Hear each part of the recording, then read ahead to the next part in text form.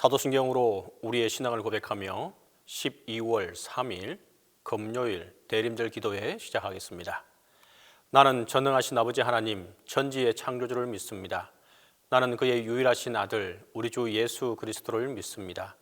그는 성령으로 잉태되어 동정녀 마리아에게서 나시고 본디오 빌라도에게 고난을 받아 십자가에 못 박혀 죽으시고 장사된 지 사흘 만에 죽은 자 가운데서 다시 살아나셨으며 하늘에 오르시어 전능하신 아버지 하나님 우편에 앉아 계시다가 거기로부터 살아있는 자와 죽은 자를 심판하러 오십니다.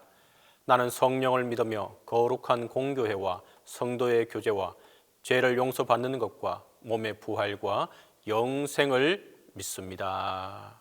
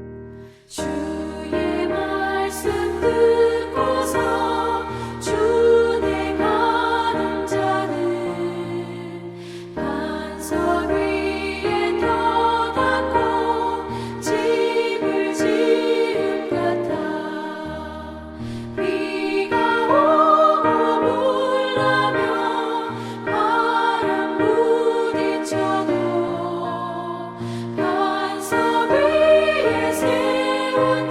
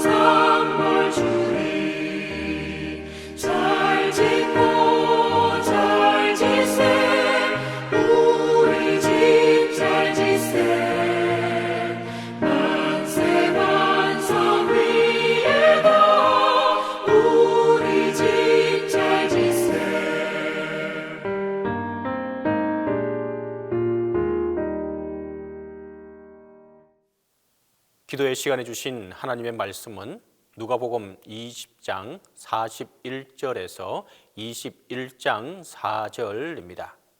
신약성경 누가복음 20장 41절에서 21장 4절입니다. 다 함께 봉독하겠습니다. 예수께서 그들에게 이르시되 사람들이 어찌하여 그리스도를 다윗의 자손이라 하느냐? 시편의 다윗이 친히 말하였으되 주께서 내 주께 이르시되 내가 내 원수를 내 발등상으로 삼을 때까지 내 우편에 앉았으라 하셨도다 하였느니라. 그런즉 다윗이 그리스도를 주라 칭하였으니 어찌 그의 자손이 되겠느냐 하시니라.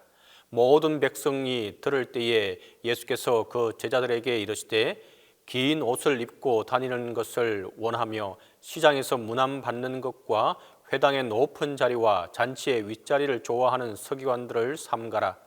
그들은 과부의 가산을 삼키며 외식으로 길게 기도하니 그들이 더 엄중한 심판을 받으리라 하시니라.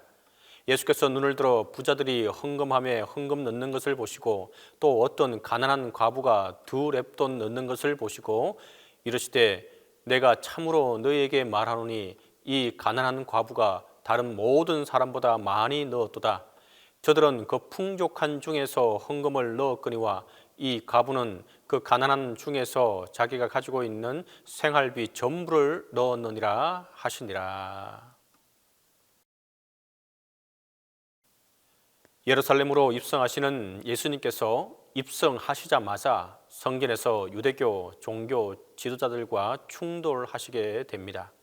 누가복음 20장부터 예수님께서 유대 종교 지도자들과 충돌하시는 장면을 계속해서 말씀하게 됩니다. 20장 1절부터 8절은 예수님의 권위에 대한 논쟁이 있었습니다.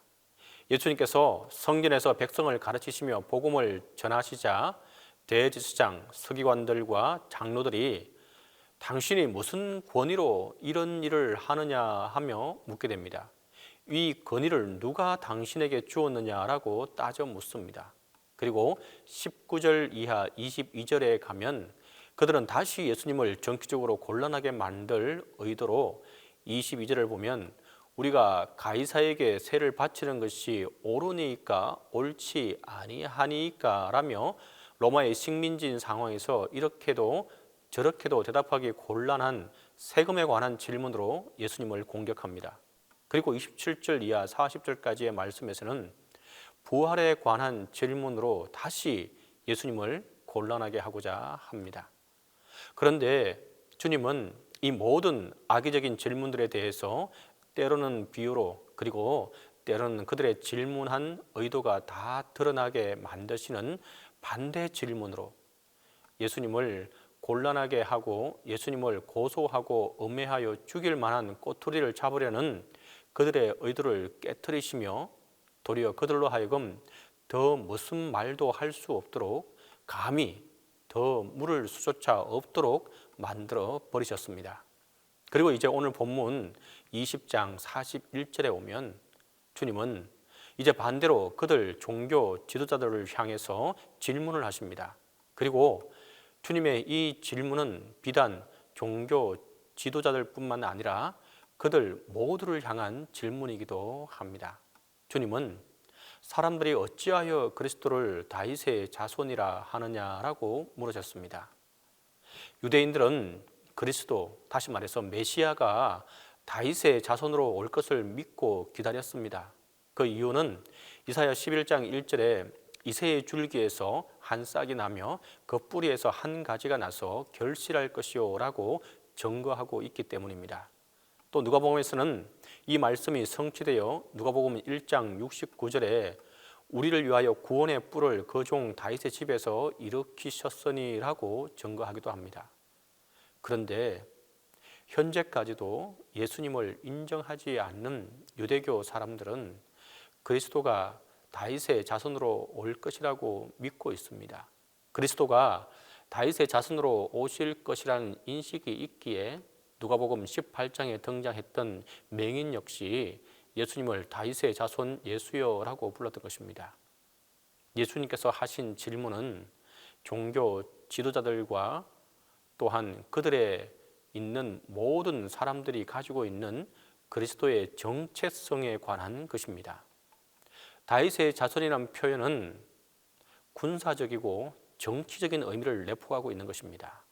당시 이스라엘은 로마의 지배를 받고 있었기 때문에 사람들은 전체적으로 이 상황을 벗어나게 해줄 다윗과 같은 그리스도, 다윗과 솔로몬 시대에 누린 이스라엘의 영광을 회복하게 해줄 통치자를 기다리고 있었던 것입니다. 그러나 이들이 보기에 예수님은 그저 나사렛에서 태어난 목수의 아들일 뿐 정치적인 그리스도가 아니었기에 지속적으로 논쟁을 벌여왔던 것입니다. 예수님은 그리스도에 대한 그릇된 정체성을 올바로 잡기 위해서 시편을 인용하시게 됩니다. 42절로 44절 말씀인데, 시편의 다윗이 친히 말씀하시되 주께서 내 주께 이르시되 내가 내 원수를 내 발등상으로 삼을 때까지 내 우편에 앉았으리라 하셨도다 하였느니라. 그런즉 다윗이 그리스도를 주라 칭하였으니 어찌 그의 자손이 되겠느냐 하시니라. 다윗이 오실 그리스도를 자신의 주로 지칭하며 분명하게 자신보다 우월하신 존재임을 명시하고 있습니다. 하지만 이것을 종교 지도자들은 인정하려 하지 않았기 때문입니다. 그리고 45절 이하 47절에서 제자들에게 말씀하십니다. 46절에서 긴 옷을 입고 다니는 것을 원하며 시장에서 문안받는 것과 해당의 높은 자리와 잔치의 윗자리를 좋아하는 서기관들을 삼가라. 그들을 주의하라는 말씀입니다. 그들은 긴 옷을 입고 다니면서 그들의 권위와 경건을 드러내 보이려고 하는데 주의하라는 것입니다. 가짜 경건과 가짜 권위를 말합니다. 그들은 문안받는 것을 좋아하고 회당의 높은 자리 잔치에 가면 윗자리를 좋아하면서 47절을 보면 결국 그들은 과부의 가산을 삼키며 외식으로 길게 기도하는 자들이라고 말씀하시면서 주님은 그들이 더욱 엄중한 심판을 하나님께 받을 것이라고 경고하시면서 질책하십니다. 가짜 경건과 가짜 권위, 게다가 가장 약한 자들의 가산을 삼키며 외식으로 길게 기도하는 자들, 그 심판이 더욱 엄중할 것이라고 말씀하시는데, 종교적인 위선과 가장은 다른 어떤 것보다 더 악하다고 말씀하시는 것입니다. 그러면서 누가복음 21장에 들어서면서 첫머리에 1절부터 4절에서 한 가난한 과부의 2렙돈 헌금에 대해서 말씀하십니다. 먼저 주님은 21장 1절을 보면 부자들이 헌금함에 헌금 넣는 것을 보고 계셨습니다. 그리고 가난한 과부가 2렙돈의 헌금을 헌금함에 넣는 것도 지켜보셨습니다. 그리고 말씀하십니다. 3절을 보면 내가 참으로 너희에게 말하노니 이 가난한 과부가 다른 모든 사람보다 많이 넣어도다 라고 말씀하십니다. 그리고 그 이유는 4절을 보면 저들은 그 풍족함 중에서 헌금을 넣었거니와 이 과부는 그 가난한 중에서 자기가 가지고 있는 생활비 전부를 넣었느니라 라고 말씀하시는 것입니다. 주님은 풍족함 중에 넣은 많은 헌금과 가난한 중에 자기 생활비 전부를 넣은 가난한 과부의 헌금을 비교하셨습니다. 이 가난한 과부는 극빈 계층이었습니다. 21장 2절에 가난한이란 말은 극도로 가난한 상태를 말하는 것입니다. 그 사회의 가장 중요한 구제 대상이었습니다. 그 시대는 어느 시대보다 사회가 불안정했고 그로 인해 하루아침에 남편을 잃고 생활력이 없던 여성으로서 처해야 했던 극심한 가난한 현실, 그 사회의 주요 구제 대상이었습니다. 그런데 그녀가 2렙돈을 헌금한 것입니다. 렙돈은 유대 사회의 가장 작은 화폐 단위로서 그 2렙돈이 과부가 가지고 있는 자기 생활비 전부였다는 것입니다. 경건은 또 믿음은 그냥 만들어지지 않습니다. 외식한다고 꾸민다고 되는 것이 결코 아닙니다. 주님은 온전한 믿음의 사람을 오늘도 찾으시고 지켜보시고 있다는 사실을 기억하시기 바랍니다. 그런 사람들을 찾으시고 그런 사람들을 만나시기를 원하고 있습니다. 자기 생활비 전부인 두 랩돈을 헌금함에 넣어버린 이 과부의 믿음, 주님을 그녀의 행위를 다 보고 계셨습니다. 오늘 하루 그리고 이 대림절 기간 주님께 좀 더 가까이 나아가는 우리들이 되기를 간절히 바랍니다. 오늘 우리 삶의 두 랩돈, 나의 가장 중요한 두 랩돈을 하나님께 드릴 수 있는 우리들이 될 수 있기를 바랍니다. 주님이 다시 오시기를 기다리는 대림절입니다.